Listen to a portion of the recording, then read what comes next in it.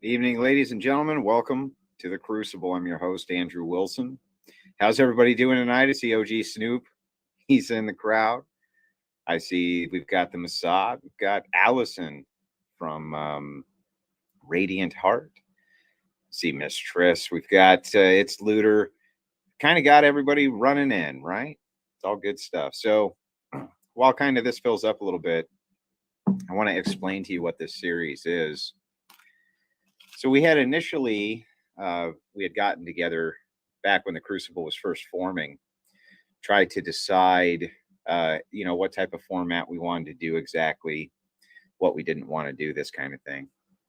And one of the things that I had really wanted to go in for, besides political punditry and debates, was, kind of some of the other things that go on that are outside of politics, the metaphysics, the behind the looking glass type of stuff, as it was. So at first we had launched this as a video essayist series, and it was good, but it took a lot of work, just took a ton of work, because it was all scripted, and we'd write it and then we'd rewrite it, and then we would construct the series out from there. And I enjoyed making it, but I just I didn't have a lot of time. Time was always the enemy. So, and then I picked up this other video essay series that we're launching on the Crucible soon, and I've been working on that. I kind of had to pick one, but I didn't want to give this one up. And so, we decided we were going to do it as a live series. Once a week, we're going to do a live series through the Looking Glass, where we can kind of tackle some of these other outside of political issues, And I think that you guys are going to enjoy this type of content. Next week, we're going to be going over hypnosisification. I'm sure you guys probably haven't heard anything about hypnosisification before, but you're going to hear a lot about it. Tonight, we're going to be kind of diving into some different things outside of politics. We hope you enjoy the series. But I just kind of wanted to give you a brief, here's why we're doing this. And, it was essentially going to be an essay series, but it ended up kind of being a live series. And actually, I'm kind of glad that it became a live series. So we're going to go ahead and get the show started. And I'm going to be back with our two guests, and we're going to, kind of launch right into this. We hope you enjoy the show.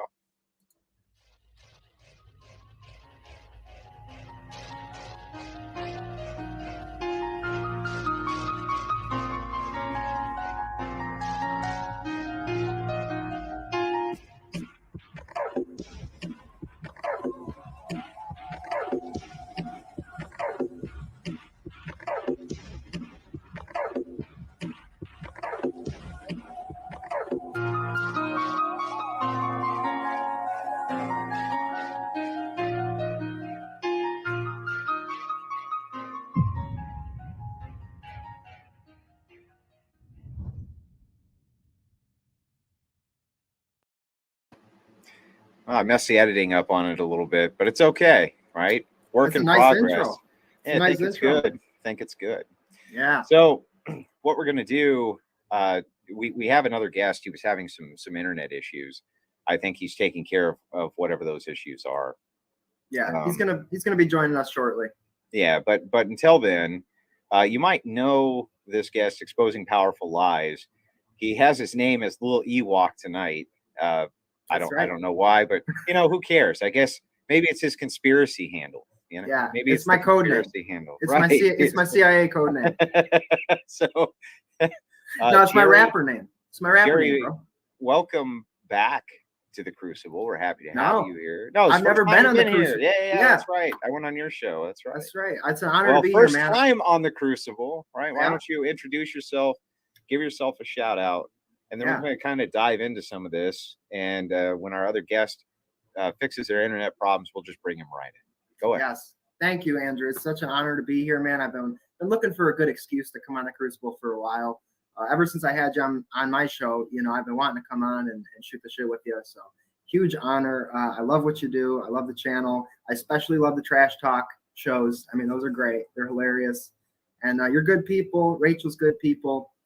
So yeah, my channel is Exposing Powerful Lies. I'm, as it says on Twitter, just a beautiful slow boy. I'm not one of these brilliant, great minds like our Jay Dyers or our fellow guest today, Henley, Baselit Analyzer, or you or any of our friends, right? PPH. I'm just a dude. I really enjoy doing YouTube.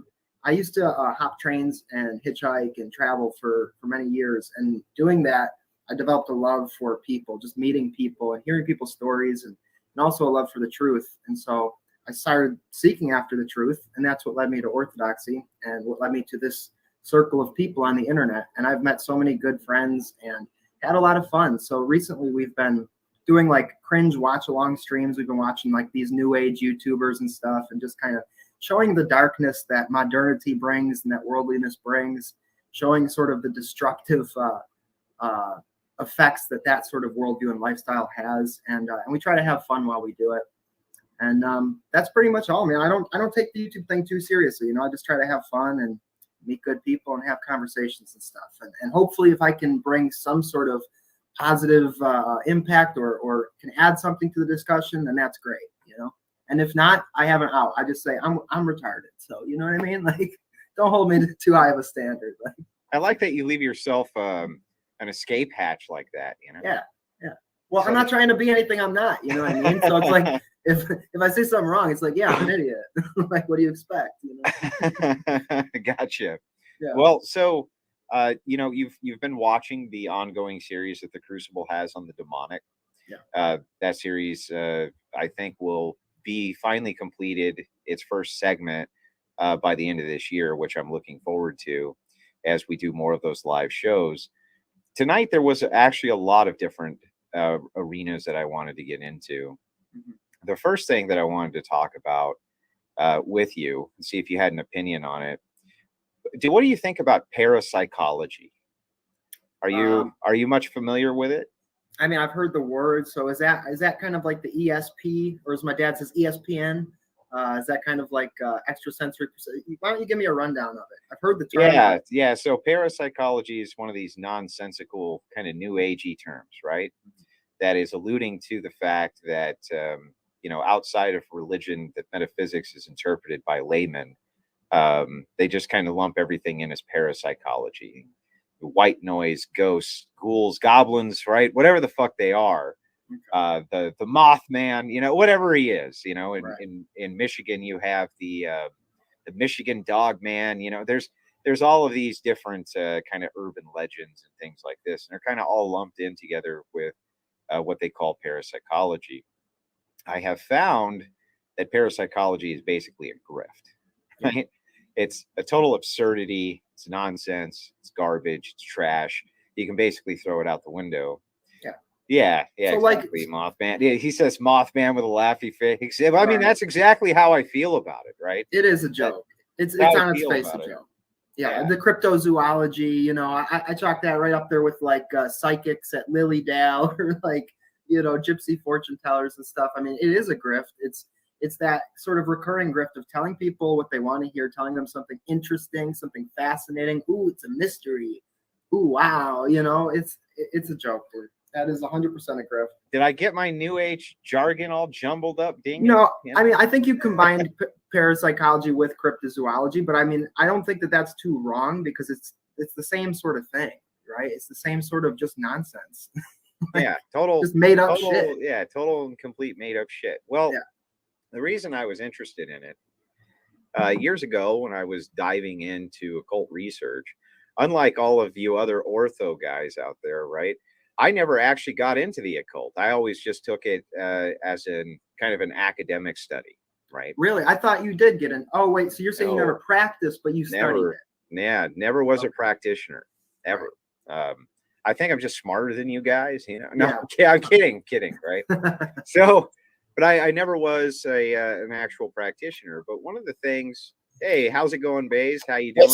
What's up, guys? Good to be here with you guys. Yeah, you too, man. You too. You're kind of late to the party, but we'll get to you in just a second, man. Awesome. We'll finish this segment up. But I always took it, from an academic sense.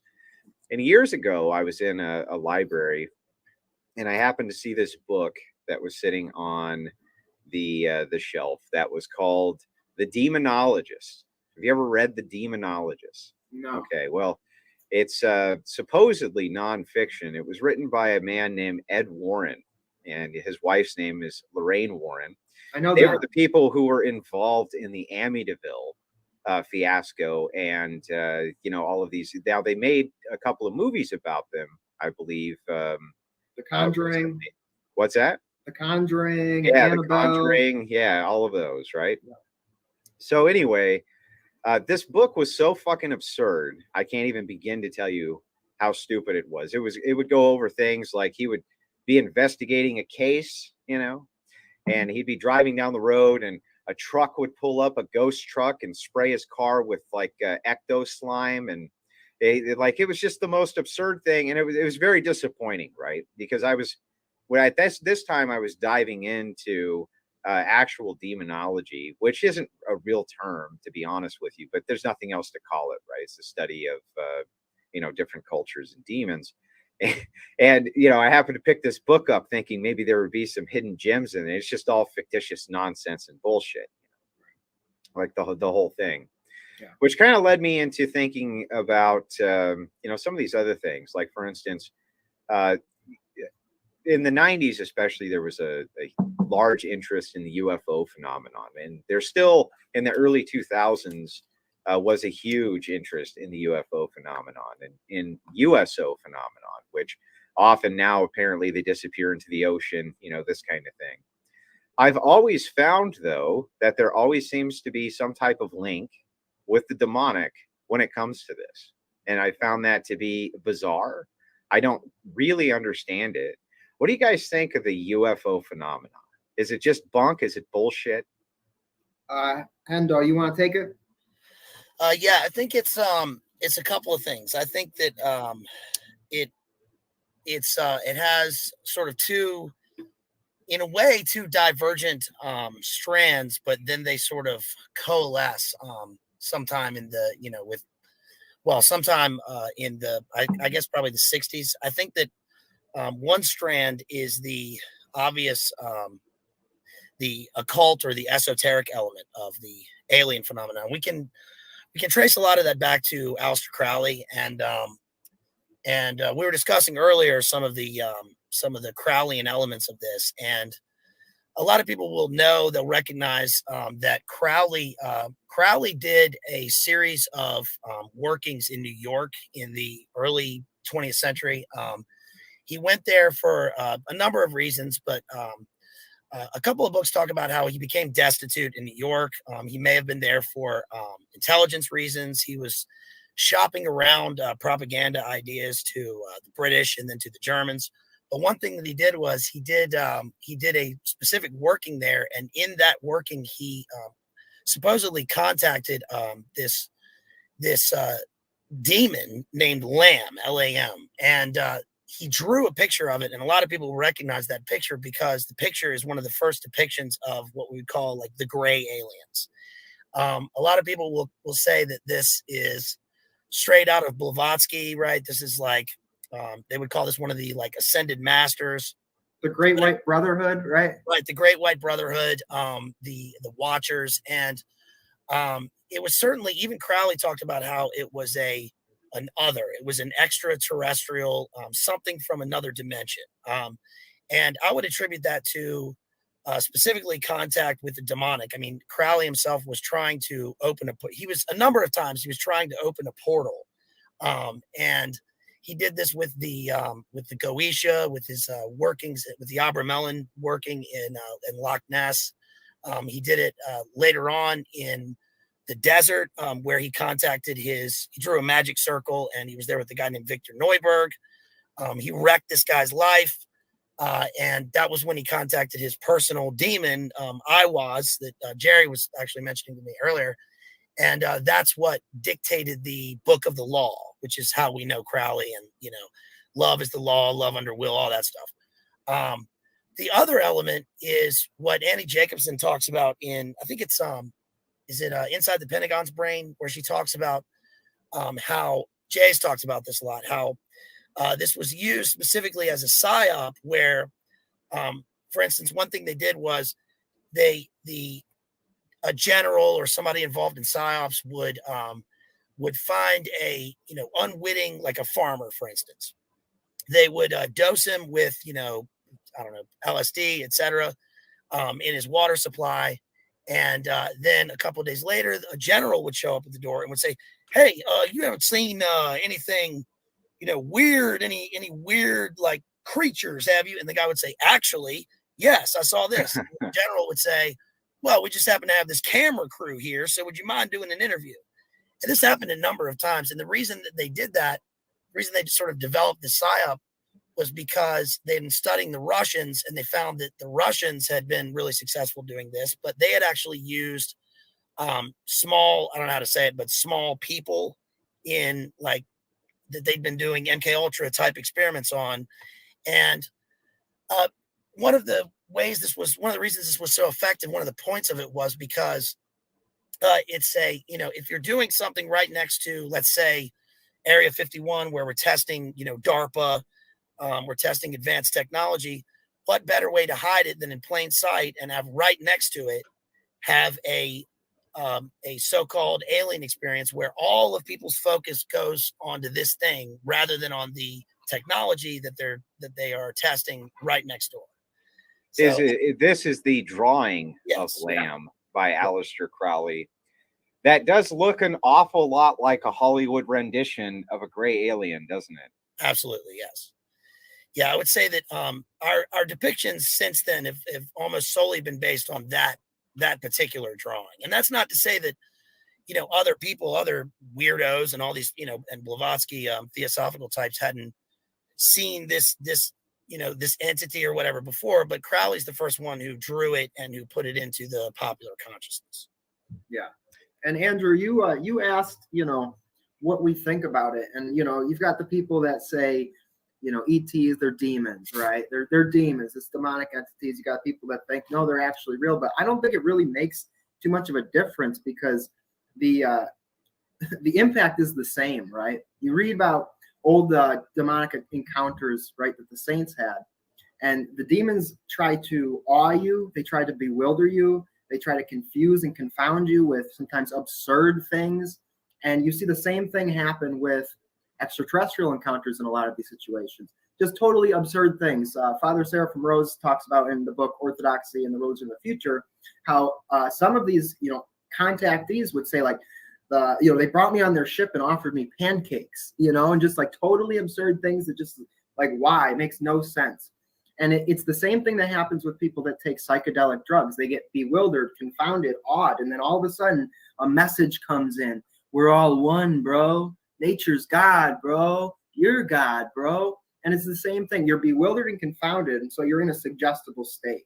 And now you're receptive to whatever the message is that they're giving you. So I obviously think that it's demonic. I don't believe that these things are coming in metal ships from other planets. I think that this is the rulers of the air, the principalities of the air, the demons that the Bible and the church talks about. But really, whether you want to acknowledge it or not, the end result is the same, right? It gets you away from the message of Christ, from the salvific sort of understanding of humility and self-service and self-sacrifice for others, and puts you into this sort of primitive pagan mindset of worshiping nature, worshiping created things, whether you call them gods or demons or aliens. And we see the same thing happening right now. You can go on channels like Gaia. I don't know if you guys are familiar with that sort of program Gaia, but you see all sorts of new age stuff, these like hippie alien cults that, go out to special spots. This is a vortex, man. We have a lot of ET presence here. And they really worship these things. They really think that the savior is going to come down from the sky in a ship and going to teach everybody to stop burning fossil fuels and to just be one with nature and love the planet, man. If you're not familiar, on the right side in this picture, yes, that is a Twilight Zone episode, if memory serves correctly, How to Serve Man. To serve man. How to Serve Man. And, they thought it was a cookbook or so. There was some type of twist on it because it was Twilight Zone. I don't remember exactly. But then to the left, there's the demonic entity that Crowley had drawn out, Lamb. You have to admit that that's very creepy. Almost, hey, the inspiration, where else did it come from? I mean, it's so close. Yeah. Am I way off base there? Or is Hollywood 100%. reading Crowley? 100%. Yeah, Crowley is certainly influential on Hollywood, on tech. He's Jack Parsons was an actual disciple of Crowley. I think Gene Roddenberry was familiar with Crowley. What's his name? L. Ron Hubbard personally knew. A lot. Crowley spawns a lot of the 20th century movements that tie into both intelligence or tech and entertainment, Hollywood. There are all sorts of branches, and I think an interesting aspect of this is that, speaking of the title of the show, with Through the Looking Glass, is that one of the ideas of the portal is inversion. That's inherent in this, and inversion deals with sort of the upside down world, the as above, so below, the taking of the normal state of things and inverting it, going backwards. That's why there's this idea in music of backmasking, talking backwards. Everything's upside down. And one of the ideas in the story Through the Looking Glass, Lewis Carroll, is that when Alice walks through the mirror, everything's inverted. Everything becomes sort of nonsense speak. And the idea is to not only to confuse the natural order of things, but to subvert it, to invert it. And I think that especially with Crowley and with some of these rituals that deal with, extraterrestrial entities, a lot of it deals with specifically the key is, what Jay has called butt stuff, right?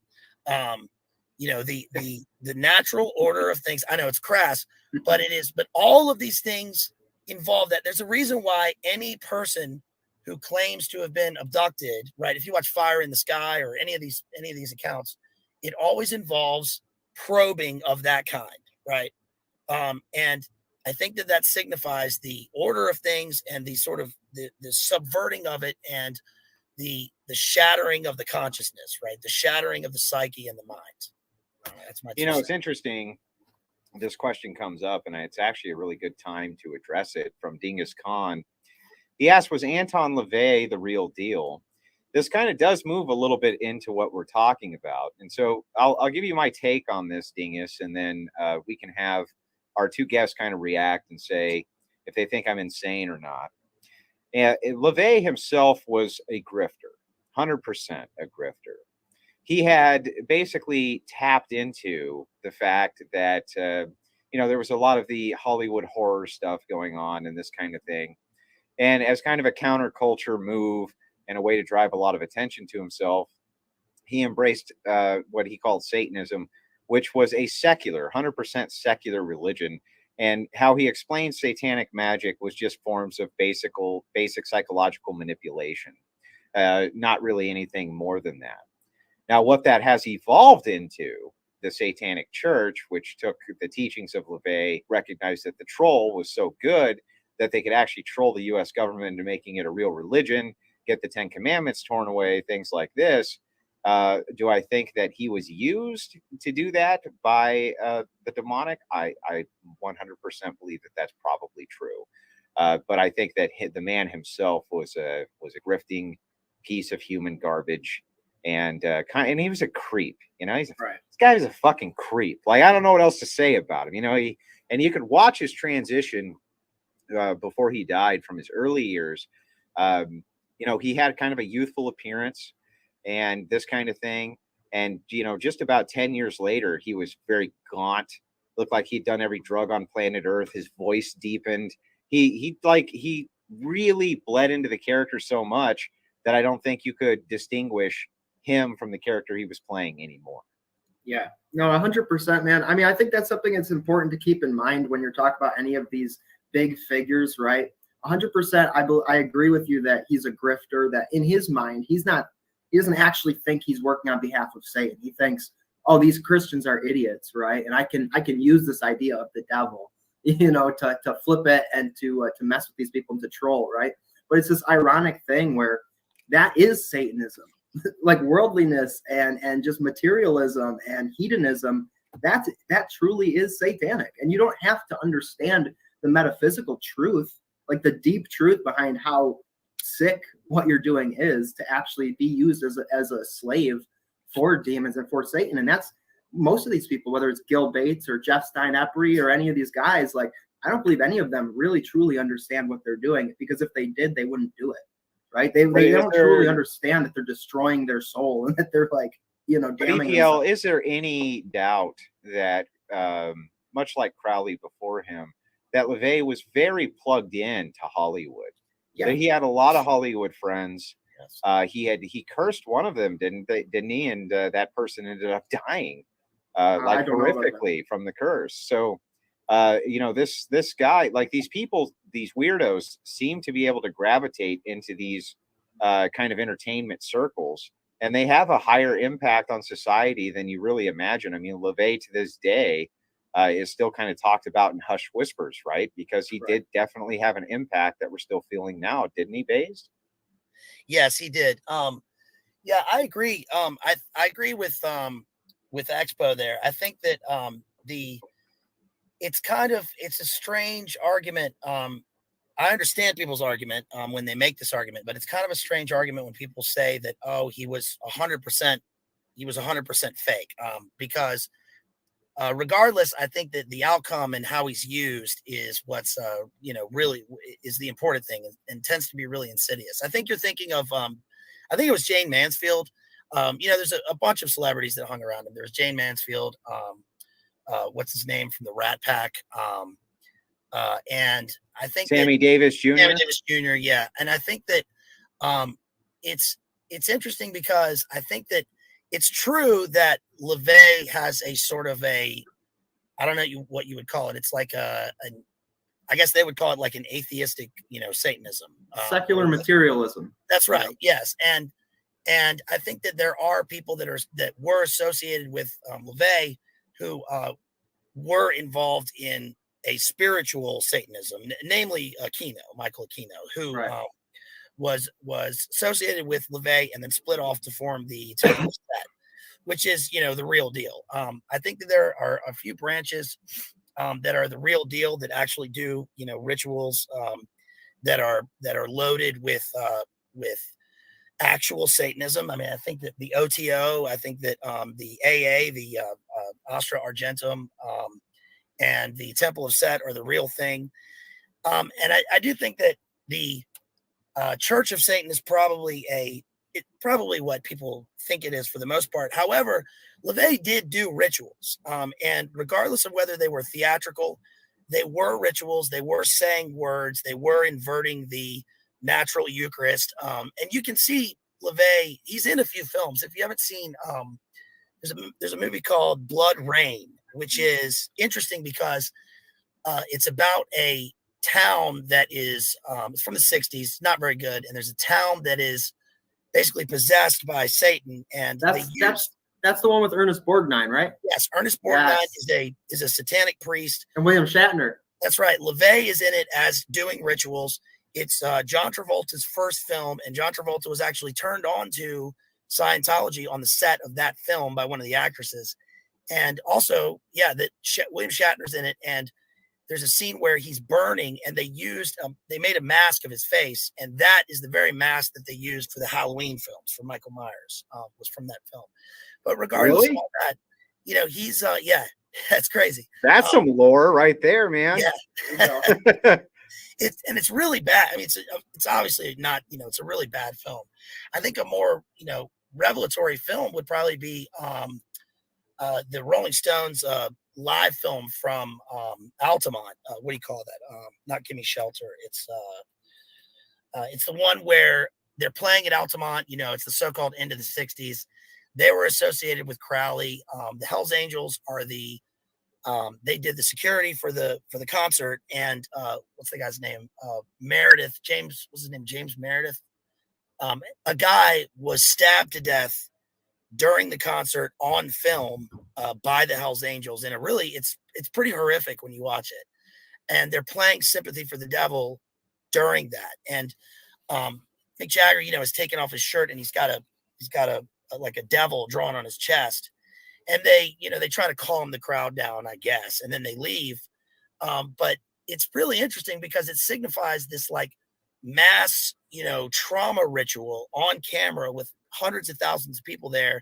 And to me, that really is the outcome of like what LaVey had been pushing in Hollywood, that it's cool to be involved in these things and in the occult. And then this is the outcome. We see that later with Jim Jones, right? Yeah, you did. Well, I was going to get into actual cults after, just because this is kind of a great lead in for it. But it's interesting that you say this because, I read LaVey's book. I actually have it on my bookshelf right now. Which one? It's his actual Book of Satan. Well, there's Satan Speaks. There's a Satanic Bible. It's the Satanic Bible. Okay. Satanic Bible. I haven't read it in a long time, but in any case, it's funny because it's not really very well written, right? It's not very well written. The guy clearly was not very well educated. And he just, even in the book, he kind of comes off as a con artist. The things that he says are kind of common sense type of things versus kind of what you would expect to hear from a carnival clown, right? Because that's what he was a carnival clown. Well, he was sorry, go on. No, go ahead. No, you go ahead. I'm sorry. He was very inspired by the film.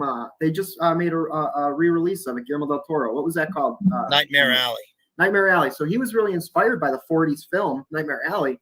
And in the Satanic Bible, he talks about how he was an organist, right, at the carnival. And he was an organist at the church. And he saw all the Christians come in on Sunday and pray for forgiveness and confession. And then on, Saturday, they'd be back at the carnival drinking and sleeping with hookers and stuff. So well, that's what LaVey said in the book. That's what I'm saying. Yeah, but I don't think he actually was an organist. I think that he actually was inspired by that film because that ties in. Jay did a great review of that film. And basically the way that the carnival caller, like the holler, who's getting these rubes, these marks into the carnival to trick them, is the same exact thing that occultism and in sorcery is all about. It's about manipulating people and extracting things from them and getting your will to be done on these rubes, on these foolish idiots, right? The humble peasants, the good everyday man and woman, right? They're fools. The Satanism, occultism, they're the predators, they're the wolves that are trying to attack the sheep, right? Like that's where one of his inspirations was that film, because that film and that book is all about that manipulative carny-esque thing of manipulating people and that. So well, that wouldn't shock me. So I guess from my mind's eye, LaVey was yet another one of these kind of phony parapsychologists or parasocialists or parasociology, whatever the hell you want to call it, much like the Warrens were, Ed Warren and Lorraine Warren. I don't think that these people did anything more than really tap into some type of natural fear while at the same time utilizing what was coming out of Hollywood in order to kind of push their own self-aggrandizing agenda. And they made a lot of money, both all of these types of kind of now famous grifters sure made an awful lot of money, but that doesn't mean that there wasn't outside influences pushing them, even if they were just patsies, right? That's the thing, is that there's not this strict dividing line between like, okay, they were doing it and they don't even believe in these forces and these forces are helping them. I think it kind of all coalesces together, right? Like it's through their rejection of God and of the spiritual. It's through they're consciously willing to do evil and to not feel bad about it, right? It's an exchange. You do evil and you get rewarded in some way. Demons, I know you talked with DPH and Father Ananias about that. Just the kind of exchange that happens with demonic things, whether it's like you're taking drugs, right? And they make you feel comfortable. They make you feel okay. They make you feel safe. But meanwhile, you're open to robbery, to the thieves coming in at night and stealing the gifts that God has given you. And so with demons, it's always an exchange. So maybe these people get very rich. Maybe they get very wealthy. And in the end, the demons get their soul. All the demon wants is to kill you. All the demon wants is for you to go into the abyss, into hell, to miss out on the gift of salvation that Christ gives. So I think that this is a fairly astute statement, based. I don't even think we would disagree with it. A pretty real assessment of modern Christianity, holy on Sunday, back to sinning on Monday. That does seem to be the state that we're kind of running into these days, isn't it? Yeah. I think that I think that people will often misunderstand someone like a lot of these guys, and they'll say, for instance, that someone like Crowley was pure grifter and was a carnival barker, and I think that that's true on some level. However, it's also it's sort of it's underestimating their intent and their effectiveness, because Crowley was very knowledgeable about the Bible. I think LaVey was too. I think, going back to your what you said about LaVey and his written work, I think that yes, it's poorly written, but in a sense that helps his cause, because a lot of these guys, I mean, even if you look at certain infamous dictators in their written works or their manifestos, the more intellectual it is, the less effective it is. I mean, even if you read like Mao Zedong's Guerrilla Warfare, it's a very plain book. It's purely based on practicality and emotion, and I think that that's one thing that serves these people. In fact, that probably is one of Crowley's own downfalls in terms of like his effectiveness in the wider culture, in that he tried to be his written work is almost incomprehensible. And if he had been a little more plain spoken, like LaVey was, he may have been, more effective. Glad that's not the case. But yeah, I think that it's interesting with these guys. And I think that, like we sort of mentioned a minute ago, it's interesting how these grifters, these occult guys, they make a lot of money, but when it comes to the really big ones, the money is not. We all know this. The money is not the object. It's not the aim. It's either the furthering of an agenda through which they're sponsored, or it's the simple power. And Crowley, of course, is the perfect example of that. Wanting ultimate power, power over human beings. He believed, he convinced a lot of people that he had invisibility, that he could be invisible, right? And yes, he was sort of grifting off people's fortunes. He went through he had a considerable fortune that he inherited from the Crowley Ale family fortune. But that actually ties into the statement that was just made, that, Crowley himself grew up in this Plymouth Brethren devout sort of sect in Leamington Spa in England.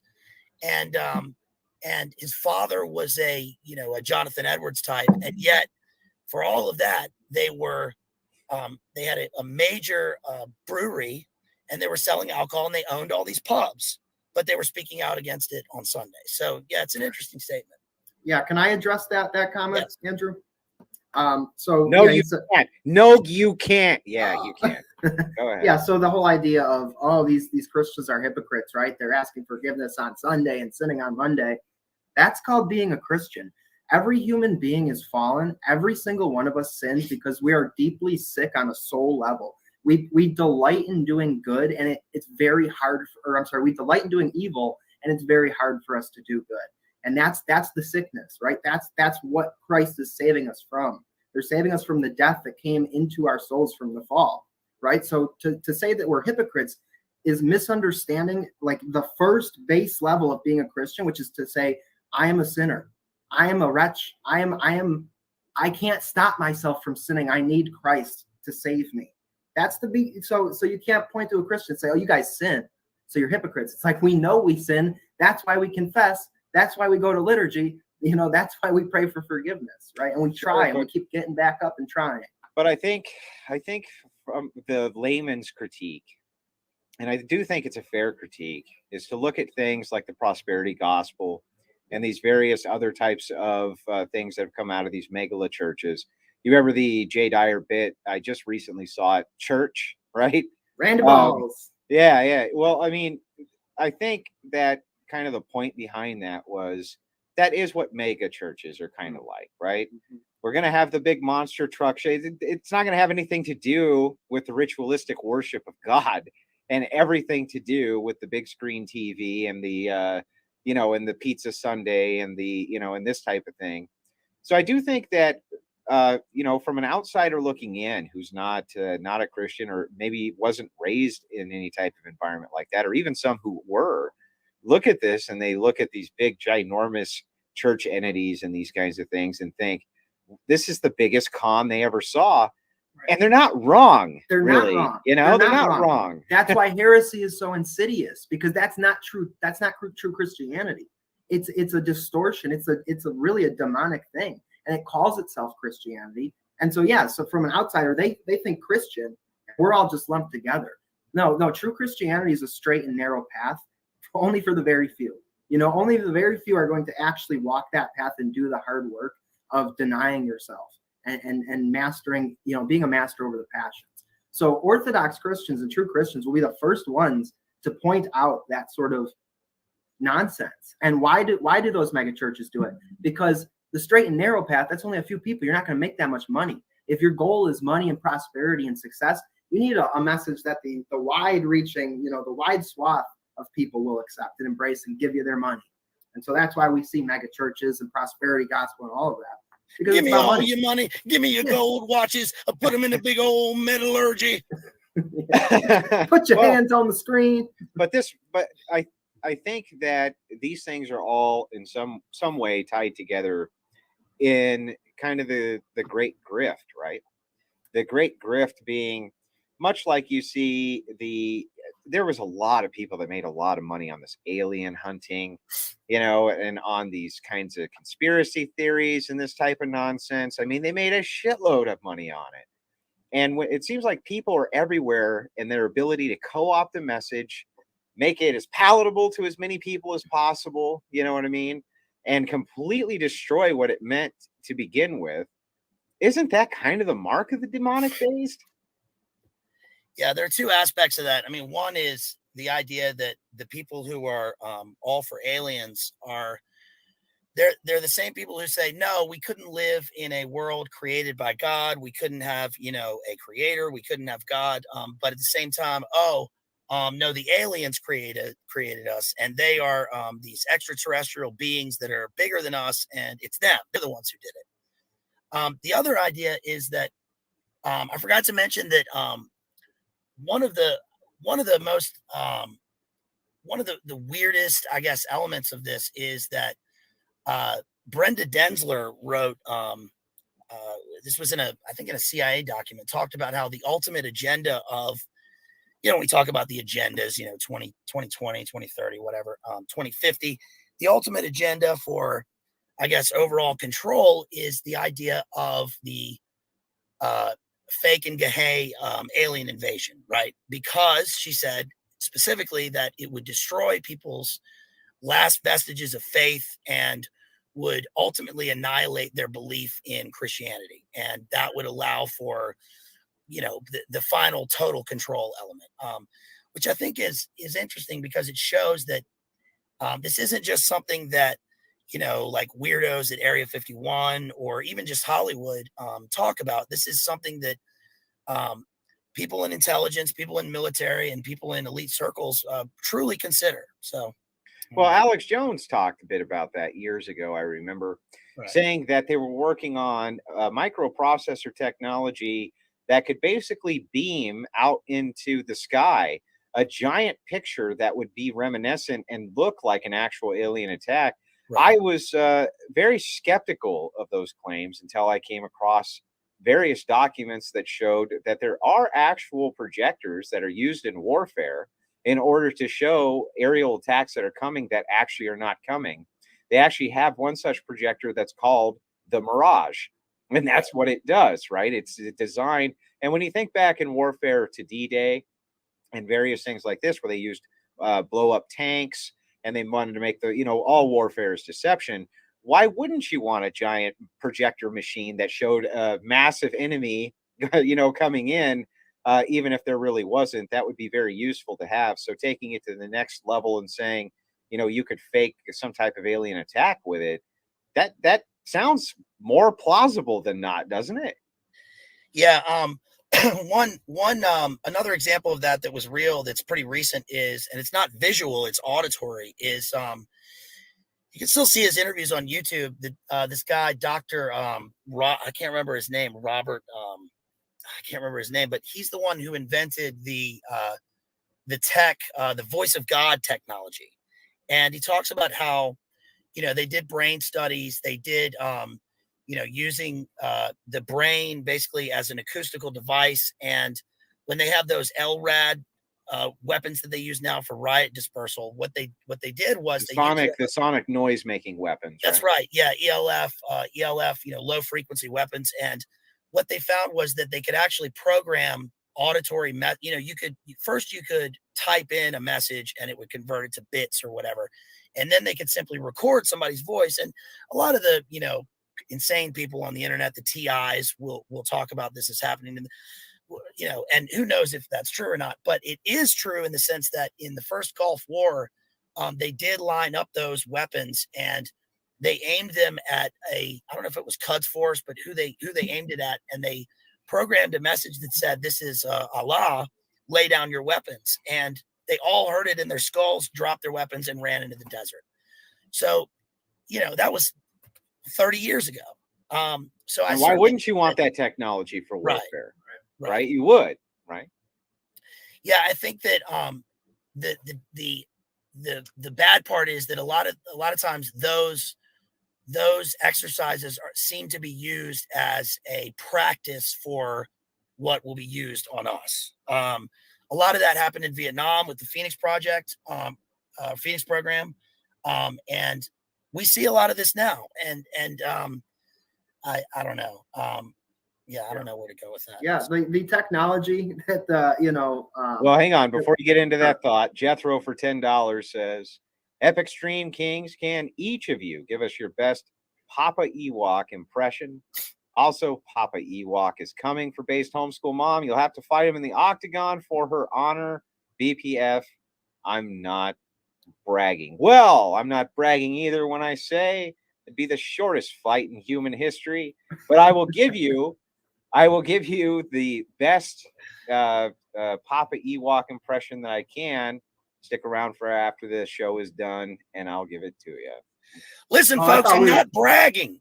I'm not bragging, folks, but I did hear about this Based Homeschool Mama. I think that's what you call her. She wrote a book called Occult Feminists in Comedy or something. But listen, we're going to have her on the show. Okay, she's a great woman, very knowledgeable. Stay tuned, folks. We got the documents. We've got them all. I have a terrible AJ impression. I'm not even going to go there. Y'all don't want to hear that. I'm not even going there. But okay. Would you place, Dingus Khan says for $2, would you place Joseph Smith among the likes of Crowley? Yeah, I would. I would. Yeah, I think that's a really apt comparison in a lot of ways. And in a lot of ways, it'd be more apt to compare him to Jim Jones.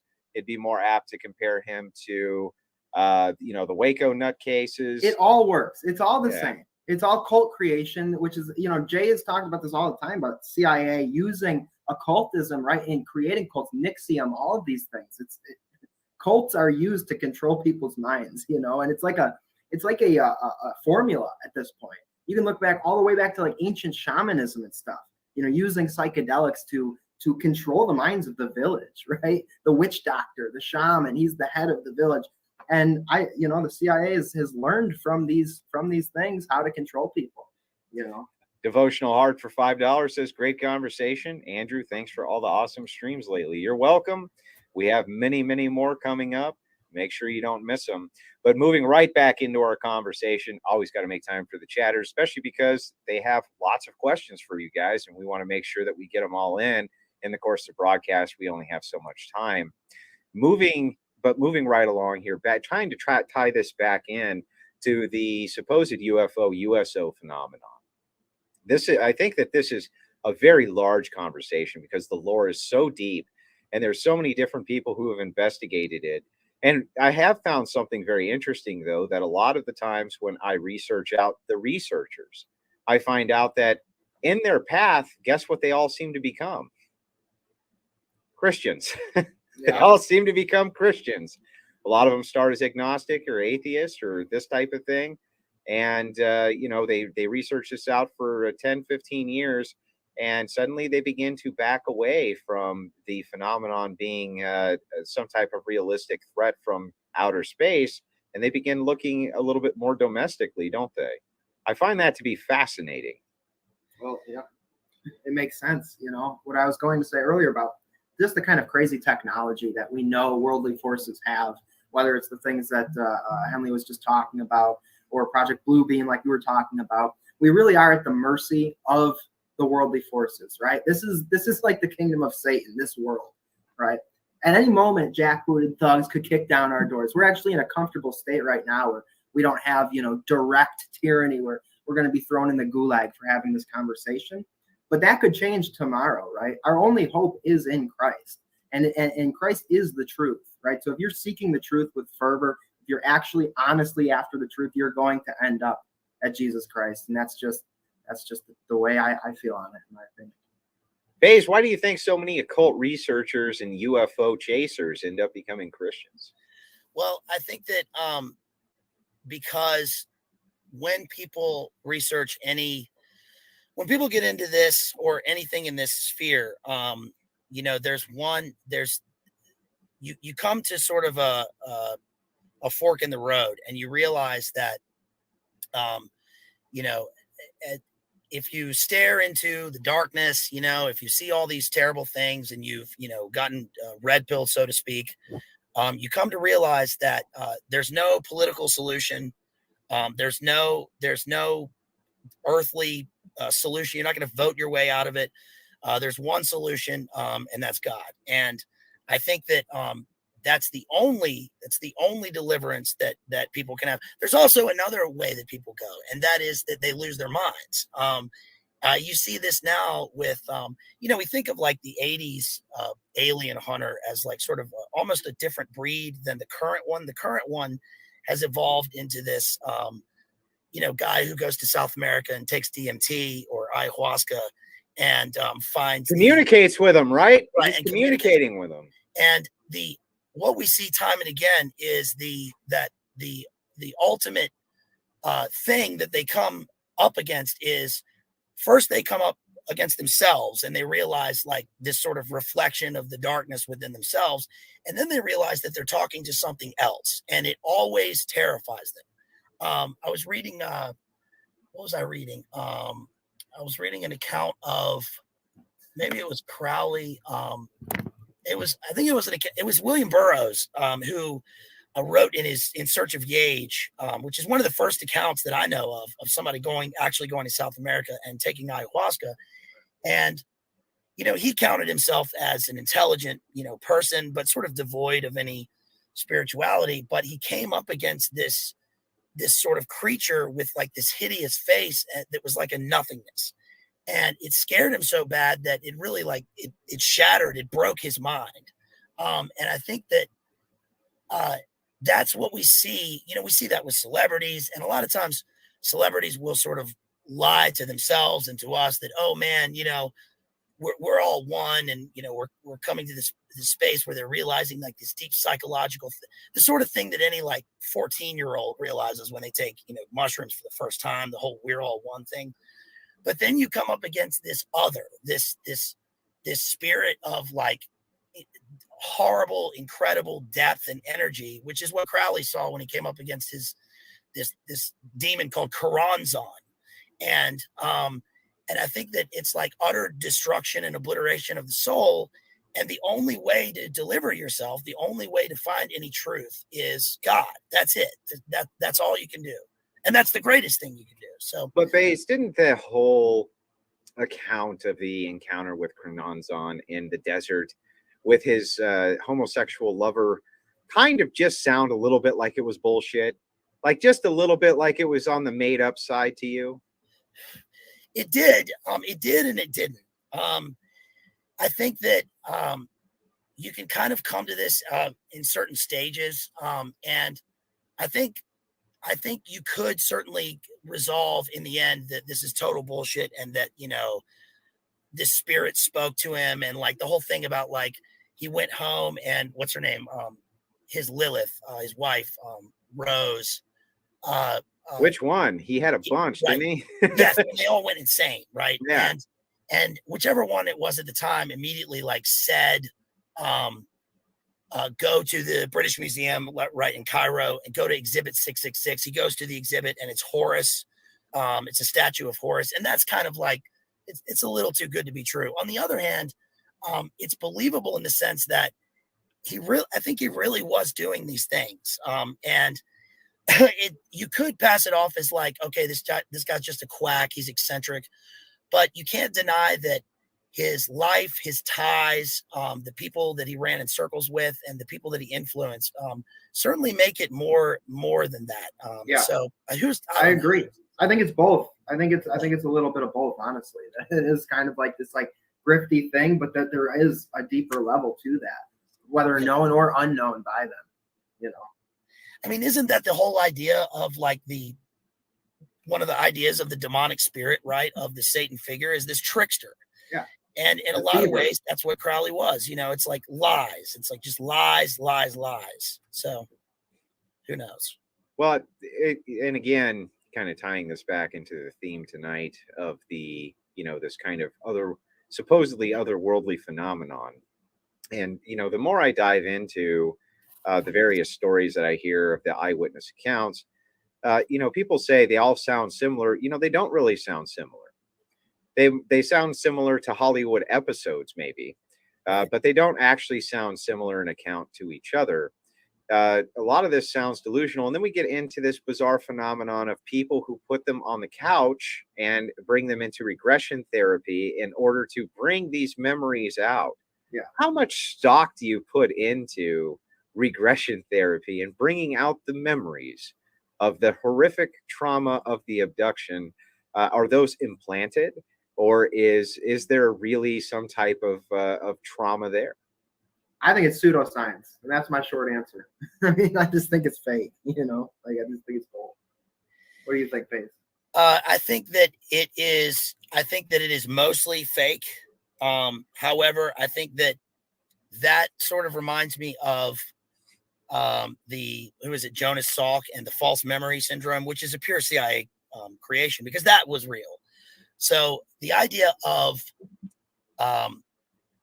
false memory is the fake thing in that sense. I think, but that's a different thing. I think that occurred as a cover for the actual SRA activity that really did occur. I mean, that was brought up recently in the GMAX trial, right?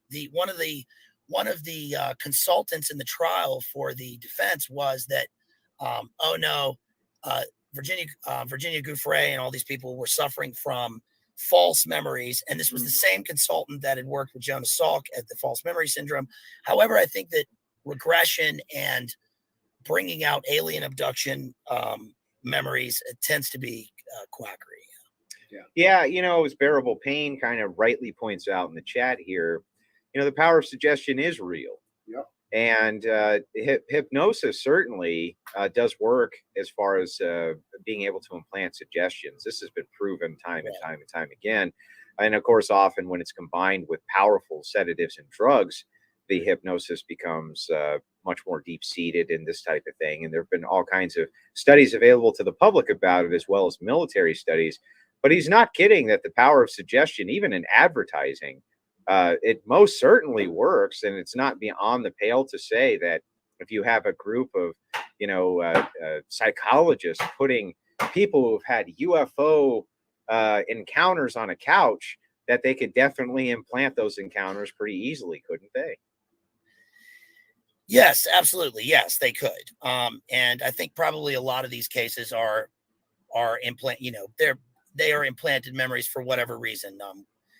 For fame, for grifting, for TV appearances, for validation from society. But I wouldn't discount it completely. I think that the alien thing is a little weird, but I do think that those same things you were discussing, like hypnotism, drugs, and especially combined with severe psychological trauma or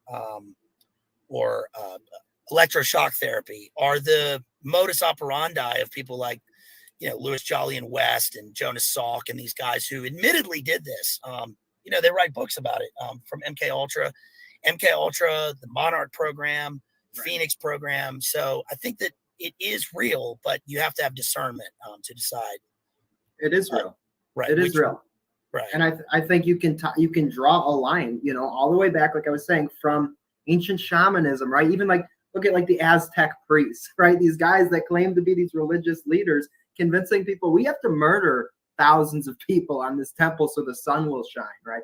Like social engineering, psychological manipulation. Wait a second, Jerry. Are you saying that when you want to get rid of an eclipse, you don't take your friend, put him on top of a shrine, cut his heart out, and then hold it up to the gods? Well, what I'm saying is that Where have you been, brother? I talked to God personally. Everybody does this, right? I got the 411 straight from God.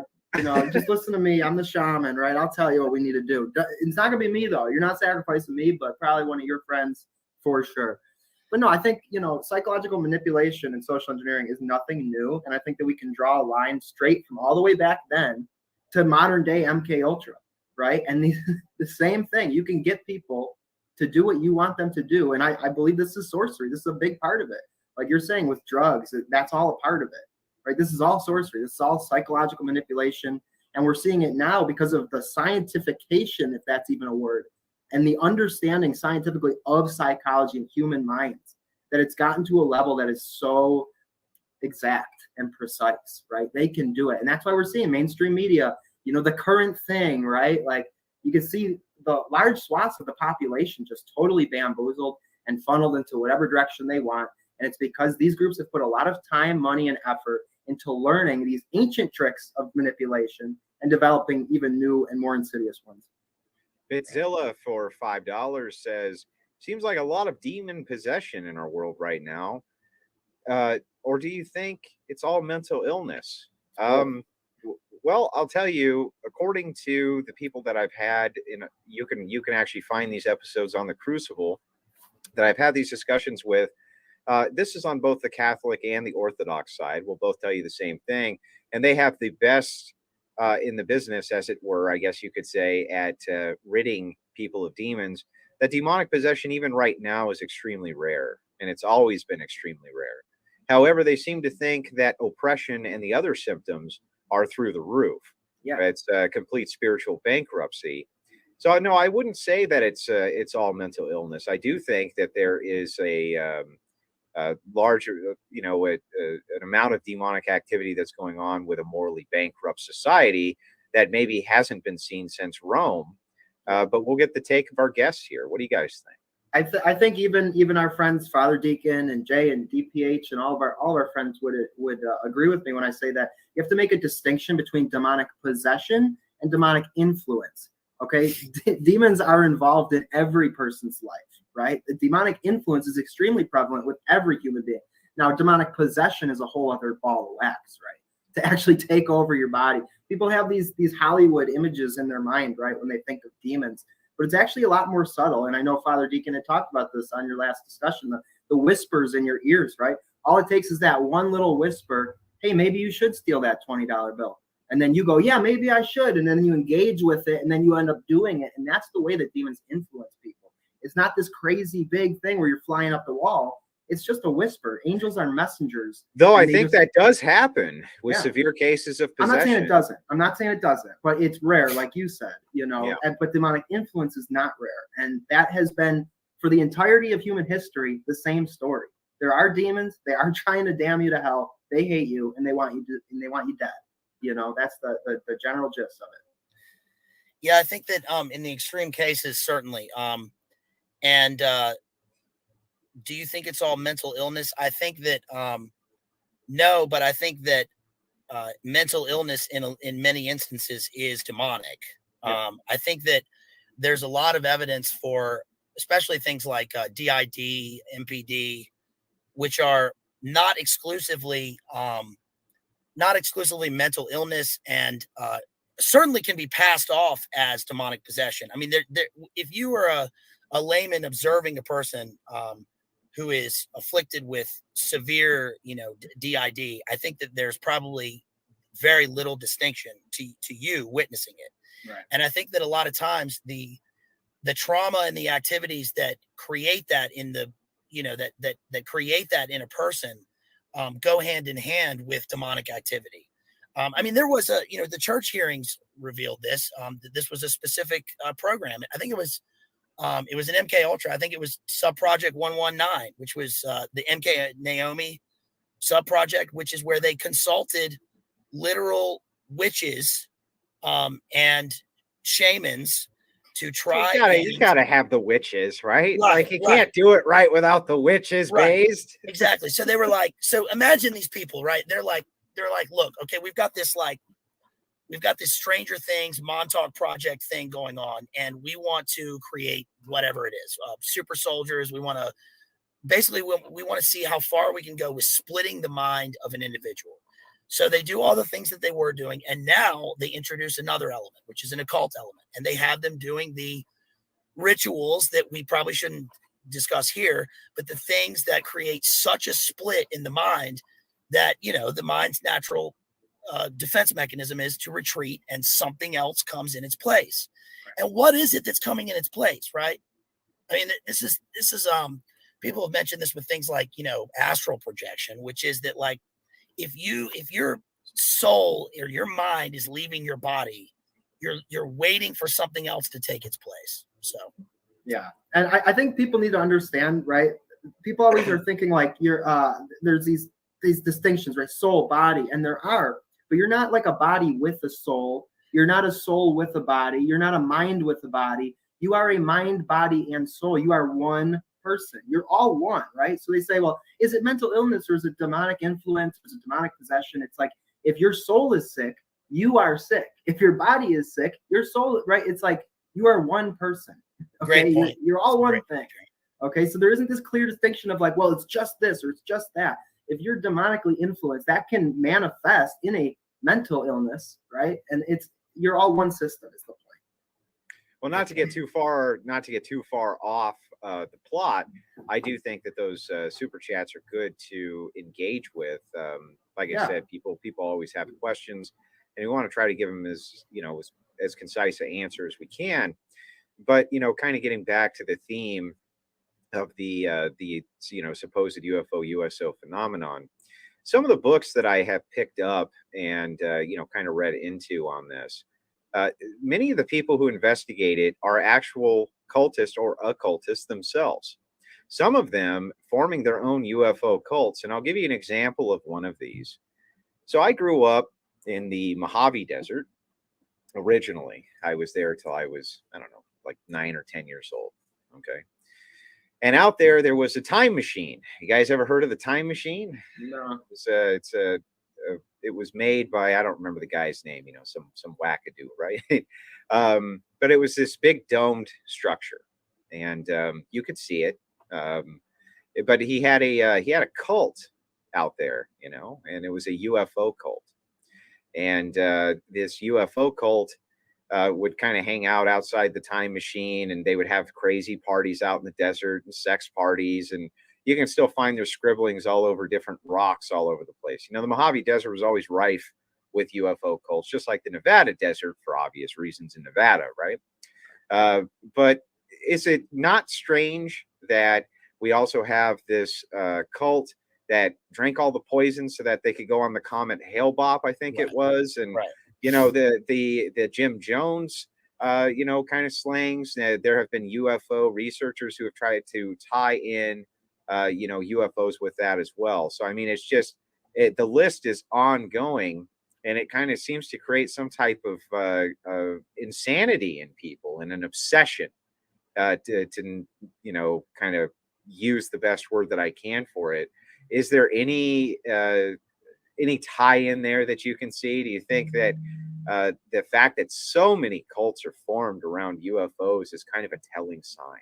Yeah, I think that it's deception, and that, the demons are going to use what works on the individual, right? There's a lot of people who are open to this idea of the extraterrestrials, the enlightened ones coming from space, right? And if that's going to be the thing that gets you to do this degeneracy, to reject the good, to get into all sorts of weirdness and craziness and destructive behaviors. Yes, George Van Tassel. Sorry, it was George Van Tassel for the Time Machine. You can look it up. Not kidding. I never heard of that.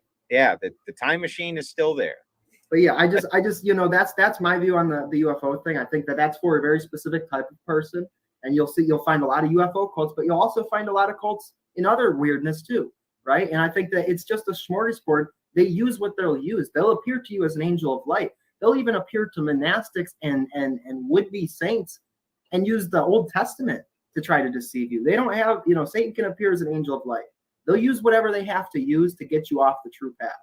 And so that's just how I would tie it into the UFOs. So Henley, you can give your response. Yeah, I think that it's interesting you bring that up about people like wanting to, hitch a ride to somewhere else better. And I think that one aspect, like you brought up Hale Bopp and Heaven's Gate, and one aspect people often overlook is that Marshall Applewhite, the Heaven's Gate guy, one of the things that was one of their he was a Fruit Loop, wasn't he? Oh yeah.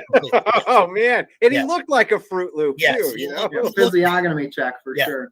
Yeah, he looked like like when you think of like the cult leader, that's who you think of, right? The bright Nikes, the purple black plush suits or whatever, riding Hale Bopp. But one of the things that people often overlook is that one of the preparations that the cult members had to do was this sort of destruction of self. This, like, you had a bunch of couples that joined, and one of the things they had to do was essentially become sexless, lose their, they literally cut their, they cut they cut their things sex off. organs out.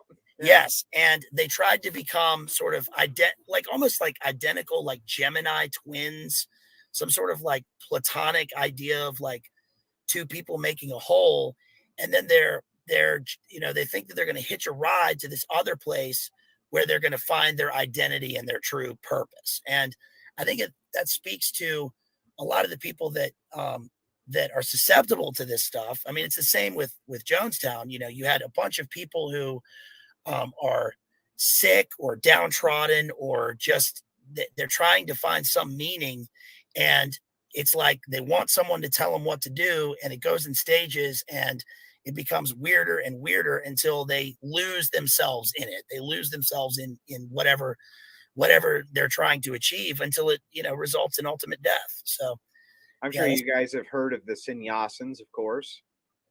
No, who's that? No, you haven't heard of the Sannyasins. They took over a small town, and they were a cult. Was that the one in Oregon? Yeah.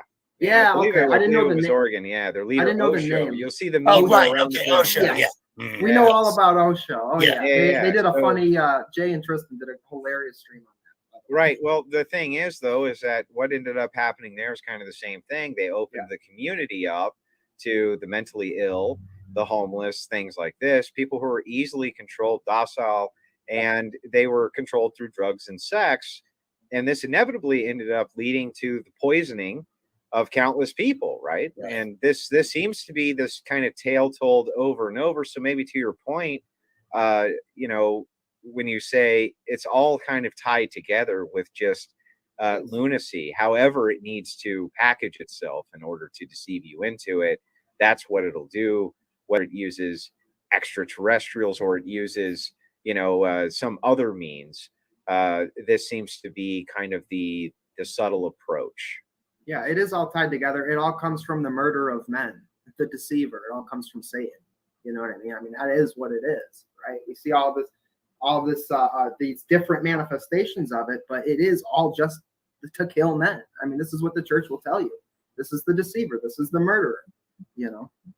One of the ironic things is that the example that everyone uses of the cult, which is, you know, to drink the Kool-Aid, comes from the Jonestown Massacre. But the Jonestown Massacre also gives us, if you look into it, if people want to look into it, it also gives us one of the only true examples of, at the moment of when they expired, the last vestiges of like their old selves rebelling. Because what happened, you can listen to the audio recordings on YouTube.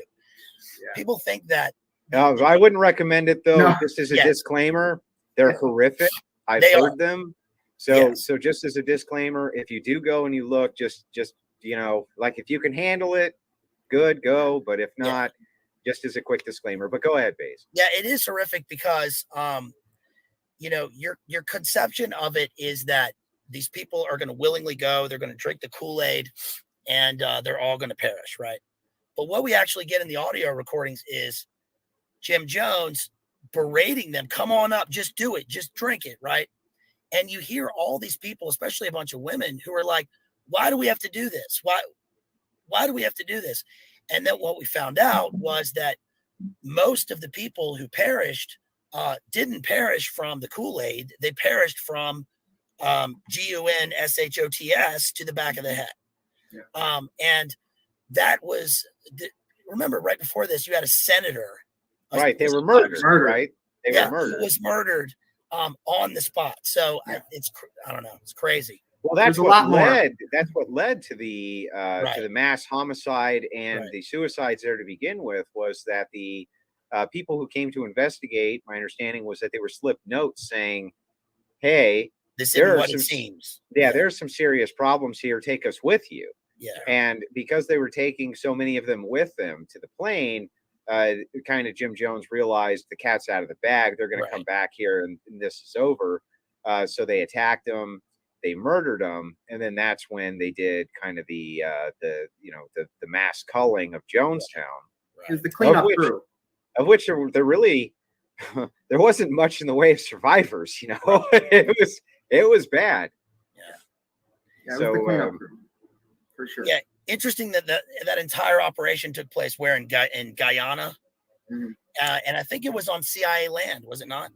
Yeah, well, that's kind of what I'm saying is I think there was a lot more to that, right? That we may never know the exact details of, but it's just one more of these things like NXIVM, like all of these sort of cults with CIA connections, where they're testing and studying how to manipulate people in a scientific way, getting the formula, getting the technique down, right? To then implement it via these techniques through mass media, you know, on the larger public abroad.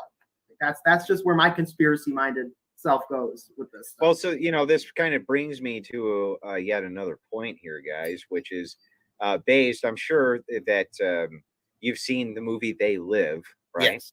Yeah. You know, I went back, I watched that movie every year, and every year I take a different meaning away from it. Probably far more even than was ever intended for the movie, to be perfectly honest with you. But it has a different meaning because the scene when he puts on the sunglasses and he can read what's behind the billboard, the fact that it shifts into so many different alignments at the time, whenever you watch the movie, for instance, at the time the movie was made, everybody had this kind of sense of individualism and ultimate freedom. And this was kind of the order of the day for the counter revolution, as it were, you know, or the counterculture. And so when you put on the glasses and it said things like obey, do as you're told, you know, freedom isn't actually good for you, you know, this type of messaging.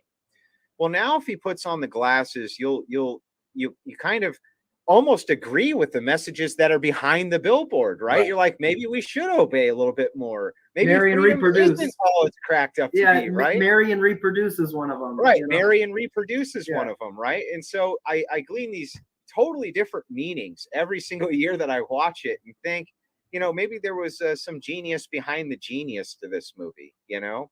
And do you think that that this type of advertisement that's kind of hidden in these different movies and things like this, you know, is eventually used for good, as they say, what was used for evil can eventually be used for good, or God will eventually use it for good. What men intend for evil, God uses for good.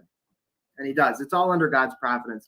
So I wanted to get your kind of take on that, because it's like at this point I'm agreeing with the signs, right?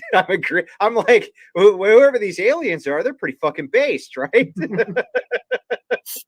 I think that the idea of the signs changing reminds me of a great example of that, where it literally occurs, is an animal farm where, we have the commandments written by the animals, right? And they begin as four legs good, two legs bad, right? All animals and we are have equal. And we have thou shalt not kill another animal. And then that's immediately taken away because they have to have milk to feed the puppies, and then sort of the things start getting distorted.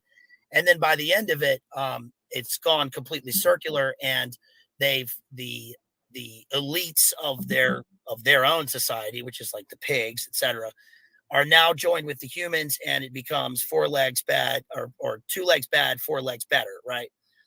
So I think that with message, it's not unusual for messages to change, and it's like Jerry said that these things can be used for good, but damn, it's hard, right? Because they're changing the messages too. They're always ducking and diving and bobbing and weaving with all of these plans and these things that they implement. I mean, back to the alien thing. Like, look at the alien thing that was starting to be rolled out about 2 years ago, when we had all these revelations from Pentagon departments, and then and they say we've got the videos, and you see the videos, and you look at the videos and you're like, this is shit, right? But most people go, oh my gosh, there it is. But then it sort of goes away, right? It goes away, and it'll come back another time because another program comes in, whether it's Karanka or, or this war or whatever it is. So it's interesting. Yeah. Just to kind of move it back over, to the sign thing from this movie. Yeah. I don't want to get off it just yet. And I'm going to kind of hand it over to EPL here. They're pretty based now, right? You watch it, they put on the shades, and you're like, well, I agree with the alien sign more, right? Yeah, I agree with the alien sign more. I honestly never thought about that. But now that you say that, marry and reproduce comes into mind, and obey, for sure. Obedience and submission is a Christian value that we learn that is so abhorrent to people who are outside of Christianity. Like, even to myself, before I really started to understand it, I would have been like, submission, obey, ew, that's disgusting, right? Like, this freedom, man, like, that's what it's all about. And that's the revolutionary spirit. That's literally pride. That's literally the root of all sin, is pride and rebellion. That's what caused Lucifer to fall. You know why I like They Live, which almost nobody else notices, is it starts off with Roddy Piper hopping off a freight train. So that's why I like that movie a lot. But you know what I'm saying? They Live is a great film. Love it. Well, John plus, Carpenter's one of my favorites. it had the best street fight I've ever seen in any film. Yes. Okay, hands down, best street fight. You know what I mean? There was even a 2x4 involved at one point. It's like you can't beat that street fight. Yeah, that scene, it takes it so far, and then you're like, okay, this has gone far enough, and then it goes another 5 minutes. It's great, man. It's a good one. But I just once a year, pull it off the shelf and watch it. And I'm telling you, you'll get a different meaning every year with what's going on with geopolitics and what's going on with there. You look at it, and it's always relevant. Right. It just has not stopped being relevant even to this day. And almost no one's seen it now. Right. Yeah. Yeah. Well, I mean, everybody that really is into like the whole conspiracy and alternative, like everybody in that circles have seen They Live. That movie is so infamous, right, amongst alternative media and conspiracy worlds and stuff. But yeah, I think it's funny because that's just very similar to what we were talking about before, where it's like this irony where, John Carpenter was not coming from a based perspective. He was coming from the sort of liberal, he's a total dirty hippie scumbag, right? Yeah, exactly. And total dirty hippie scumbag, like through and through, this guy. Right. But what men, intend for evil, God uses for good. It's true. I mean, they can't help. They can't help but have truth in there. You know what I mean? I mean, even when they're trying, to put their spin on it, the truth is just the truth. And if you see it, you see it, So even if it's the bad guys, you still see it. You're like, there's nothing wrong with marrying and reproducing. I'm sorry, that's not wrong. So, Baze, there's also no doubt that the amount of Hollywood films that came out, especially in the 90s and the early 2000s, that were all about a different alien invasions and this type of thing. Like you guys, I'm sure, remember Independence Day. Yes. You know, they always kind of seem to have the same theme, which was humanity is under attack by this great foe. Somehow we come together and defeat it, you know, usually by a stroke of some idiot's luck, you know what I mean? And there's always some dumb fuck action hero who's involved there for no particularly good reason that the story revolved. You know, it was always kind of the same repackaged shit. But I know, of course, if you look at UFO sightings and things like this around the times of the release dates of these movies, and they always skyrocket, you know, and it's always all over the media and things like that. And so I wonder, is it the chicken or the egg? Is it the movies are coming from, you know, the inspiration of people seeing all of these objects in the skies all of a sudden, or is it that people are seeing all the objects in the sky all of a sudden because of the movies? Yeah, it's interesting. I think that it's kind of both. You know, it's art influencing life and vice versa. I'd be interested to see. Whenever I think of that, I immediately think of, you know, this is sort of a Reaganite phenomenon, because you remember the famous Reagan speech where he talks about, you know, if the aliens came, humanity would be. I often wonder what it would be like if invaders from another world, right? Right. Right. And that interestingly ties in with, you know, with Reagan's SDI and, you know, and Star Wars and all that. And how I wonder, because earlier when you were mentioning the holographic capabilities, how much Starlink, you know, Elon Musk Starlink has something to do with that. And but I think that yeah, it's interesting that all of these things, I mean, a lot of those films obviously work on one level, which is like just the pure propagandistic element, right? Where you have the Randy Quaid character, who is the like lowly boomer who turns out to be the hero, right? And you know, this is like pure Americana. It's the American spirit. I mean, he's like, you know, he's crop dusting.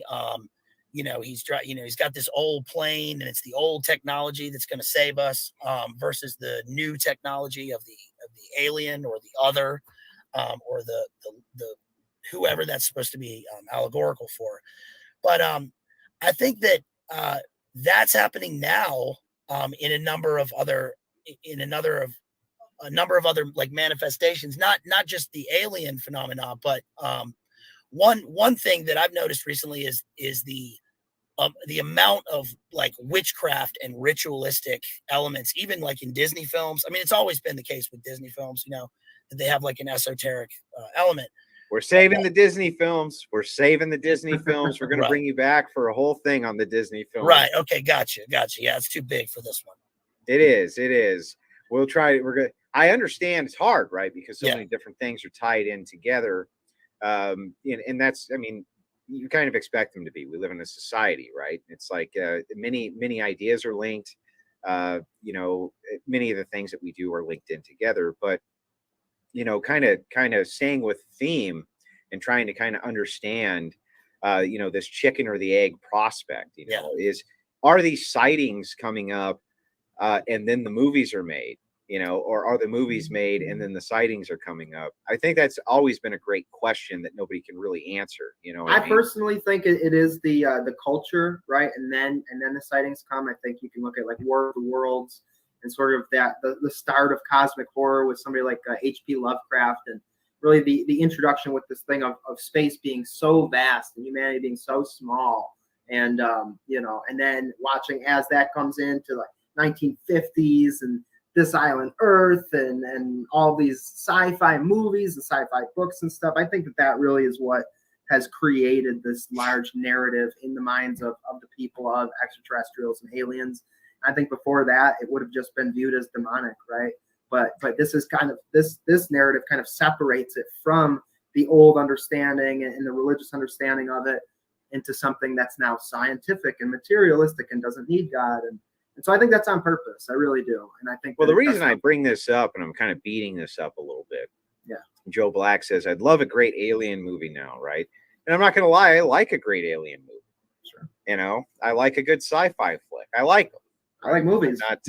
I don't think that there's anything inherently wrong with them, or sometimes the themes and things that can be expressed through science fiction, you can't express in other ways, really. Yeah. But one of the things that, you know, kind of to your point, EPL, that I wanted to bring over to Bays was, I'm sure you guys are familiar with, you know, Stephen King's It, yeah. right? Well, the whole point there was that it was always it was a demonic entity, right? As it were. There's a whole backstory for it, but demonic entities probably fine to use.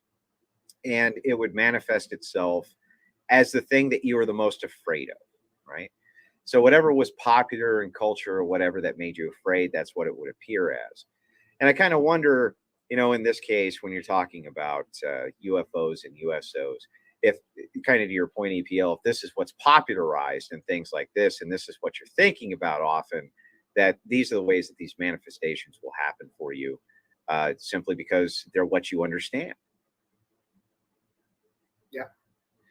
Yeah, that film is also literally he's like a demonic entity, but he literally comes right in a 3-light spaceship remember that crashes.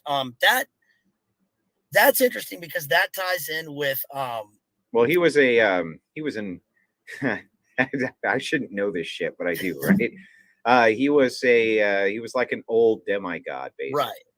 And he didn't come in a spaceship. He was like this all-powerful being.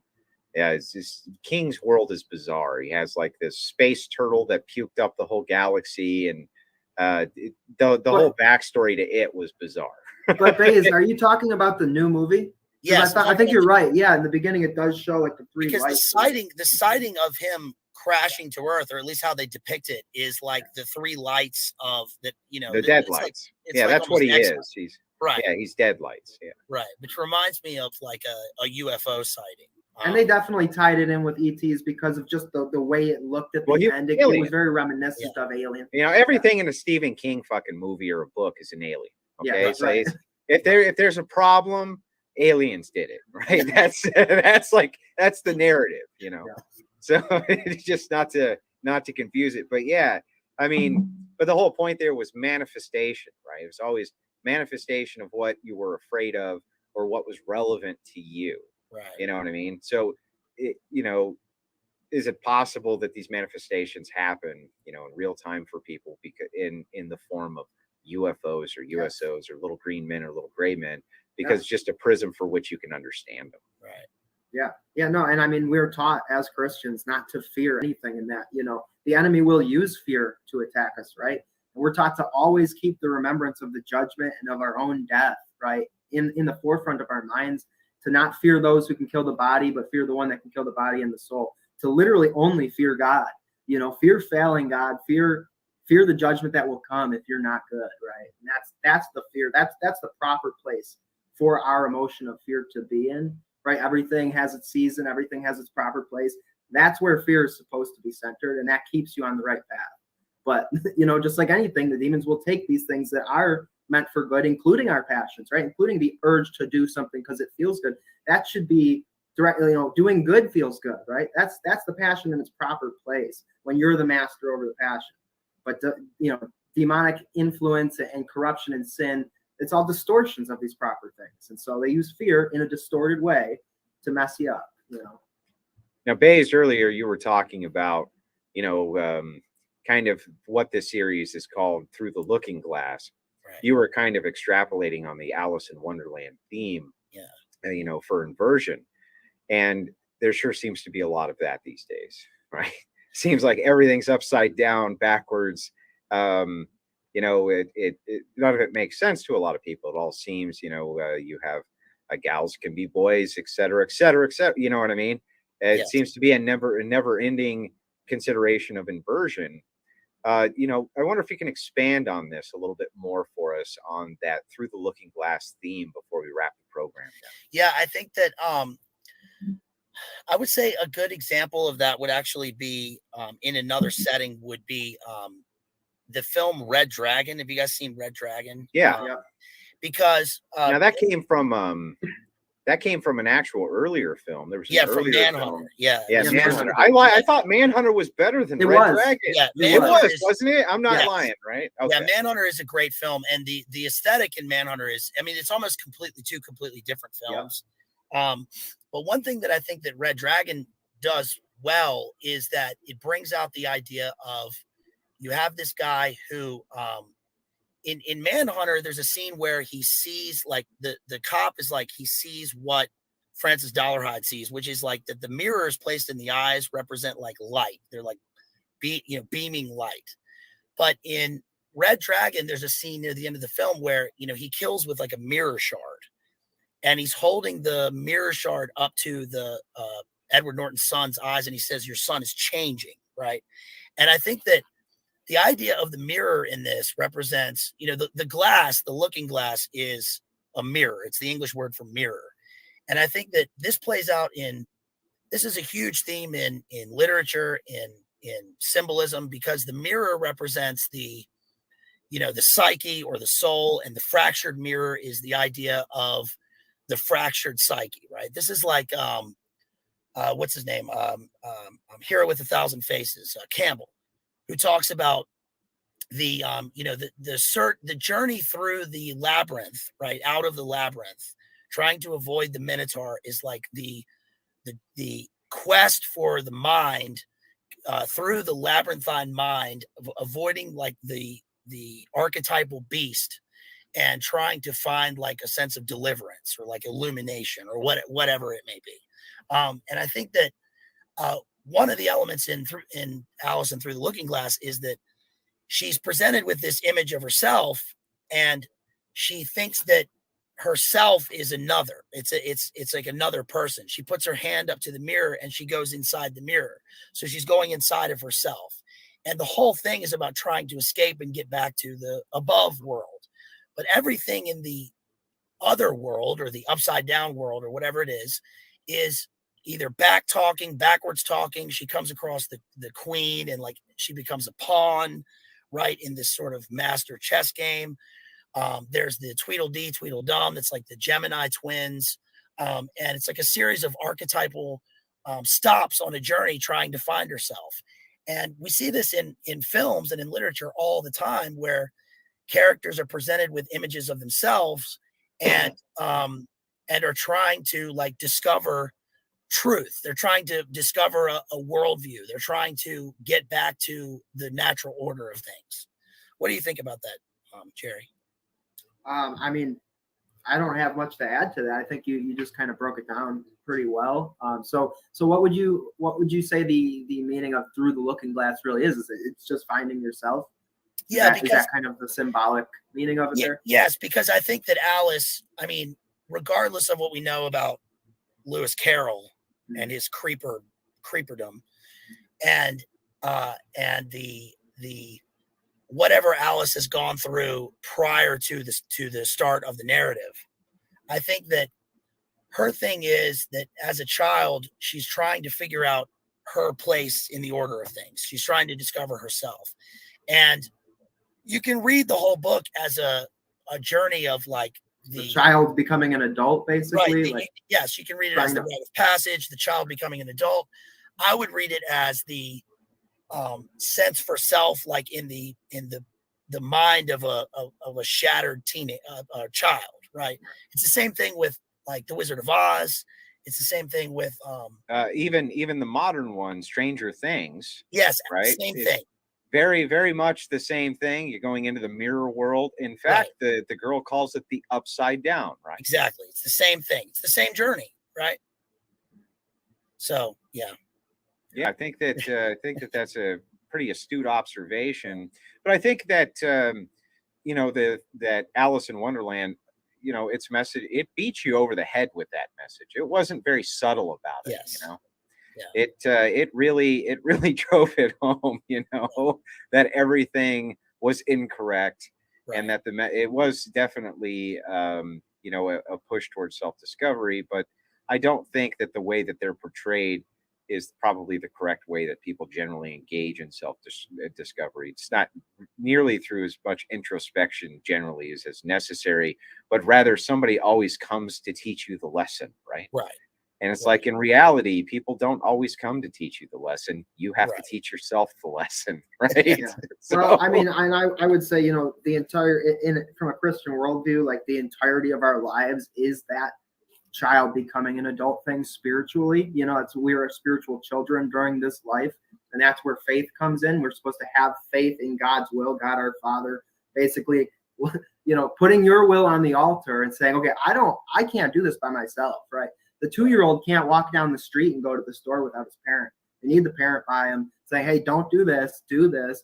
And you're supposed to have that faith of a little child and just say, okay, even if I don't understand, I'm going to listen and do it, so that eventually one day I'll be an adult and I can make those decisions because I have the training, right? And so that's, I would say you don't really find yourself. You discover yourself by discovering God. God is a mystery. And through this life, we can kind of peel back the layers of that onion, get closer and closer to God, learn more and more about God, which is the source of all truth, the source of all good things. And by finding that, you can find that in yourself, the truth and the goodness in yourself. And you can shed away the corruption, the sin, the death, and the destruction that has been brought about from following your own will and being rebellious and prideful. And you can actually discover who you were supposed to be and the goodness in yourself by discovering God. I think that's kind of the message of Christianity in general, and what the whole real point of it would be. Gentlemen, we're at the hour 40 mark. We went a little bit over our time. I sure appreciate you guys coming on. Based Analyzer, shout your channel out to everybody. Yes, thank you so much for having me. I really appreciate it, and I love talking to you guys. You guys can find me at Based Lit Analyzer on YouTube. And I just want to say thank you and shout out to Jerry, shout out to Andrew, shout out to Based Homeschool Mom, and really appreciate you guys having me.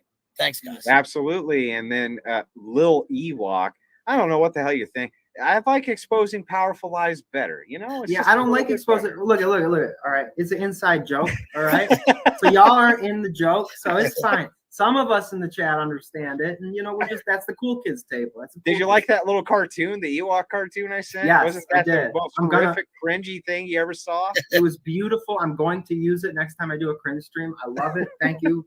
Keep sending me your cringe anytime you want. I want it. So send it this way. No, I'm Jerry. I'm exposing powerful lies. Yeah, Lil Ewok worked better when I had the beard. You know what I mean? Like Jethro kept making like memes of me with my head on an Ewok, so it just became a joke. Anytime I'm in StreamYards, I write Lil Ewok just because I think it's funny. I told you I don't take this YouTube stuff very seriously, man.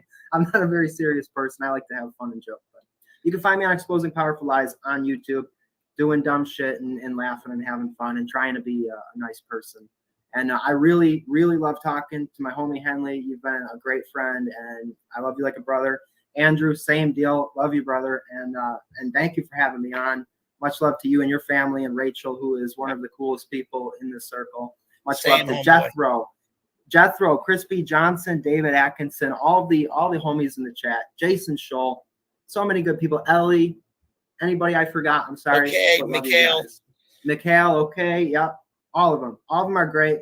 And I love doing this. All our homies. Fuck all those people, fuck all those people. So, gentlemen, it was a blast. We're going to have you back for future shows. I'm certain of it. We have a great one next week on Through the Looking Glass. It's on hypnosisification. I think people are going to really enjoy that one. I have a guest coming on to help me out with that one as well. Tomorrow we have a debate, of course, for you. And then Saturday we have a massive debate for you. You're going to not want to miss any of those. Next week we have Richard coming back, and he's going to be doing a debate as well. It's just kind of never ending, right? And we're just going to keep up the great content. Gentlemen, thank you so much for coming on. We most certainly appreciate it. And from everybody at the Crucible to chat, we're out of here.